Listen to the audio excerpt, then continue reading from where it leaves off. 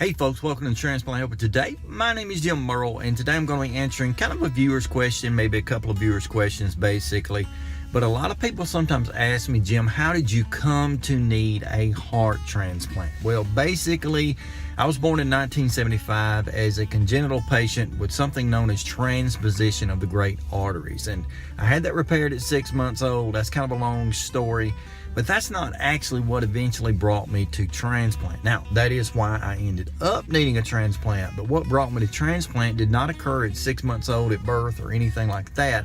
As a matter of fact, it didn't even come along until I was about 32 years old. Now, I had been constantly followed since my surgery at 6 months by great cardiologists and surgeons and an entire team of people who knew my case. But at 32 years old, as they predicted, I started to have some problems. Basically, it started off with rhythm problems. It moved from there to actually a stiffness of the muscle, just different things, cardiomyopathy, a lot of things that many of you have dealt with in your past in leading up to transplant as far as hearts go. But it ended up, basically, I was standing in my kitchen one evening, I think cooking out on the grill so I could see what I was doing right outside the window, standing there in the kitchen window behind the sink, washing my hands, doing something. Anyway, I was standing there right beside my wife, and she noticed that I kind of paused for a minute, kind of got a little funny looking, and I eventually reached up and started to feel my pulse. And of course, she knew something wasn't right. She began to question me really quick. What's going on? What's going on? Are you okay? I think she went into panic mode pretty much immediately, and I don't blame her. I don't know that I responded real quick. It was probably a delay of a few seconds or so. And finally I said, I don't know. My heart keeps stopping. Okay, and of course, if your spouse tells you that your heart keeps stopping, that's probably going to cause a panic mode. So immediately, we had some dinner guests, or supper guests, as we really called them, some folks coming over for supper. Immediately, we picked up the phone, called them, or sent them a message or something, said, look, don't come. Something's wrong with Jim. We're taking him to the emergency room, which I did.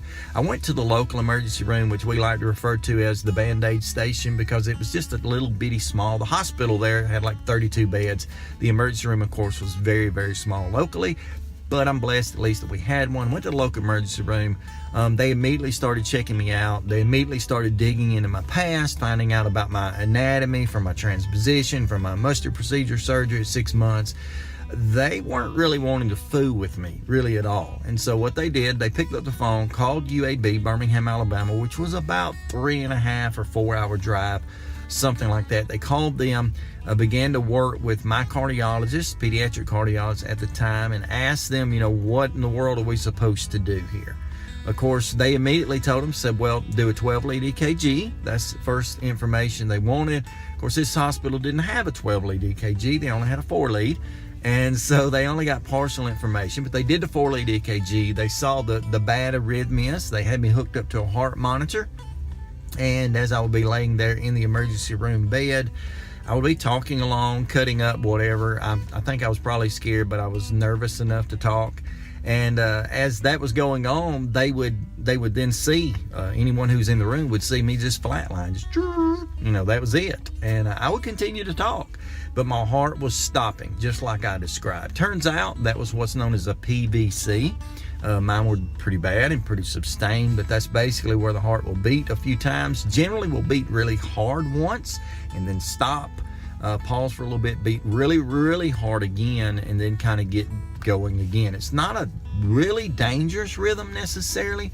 However, when you begin having PVCs, it's going to eventually lead to more dangerous rhythms or arrhythmias, tachycardia particularly. So you just kind of fast forward in the process. I was immediately transferred to UAB Hospital in Birmingham, so I was taken over there, arrived there in the middle of the night. They started doing testing procedures such as that. Eventually did a heart cath and found out that yes, I was in bad shape. I was in stage 4 heart failure already. My pediatric cardiologist then had to turn me over to the heart transplant / heart failure team so they could begin their process. And then from there, it was a whirlwind. I mean, things got worse and worse. Took a few years though. I think it was 6 years nearly total. I was able to at least fight back and battle and keep from needing to be transplanted so immediately. But that's kind of how the story fell out. So at birth, yes, transposition case, yes, at 6 months had surgery, but it wasn't until I was 32 that I started having the first issue. So here's what I want to invite you to do today. If you would, please go ahead and comment below the video. I know each one of us have very different stories, some similarities probably, but very different stories.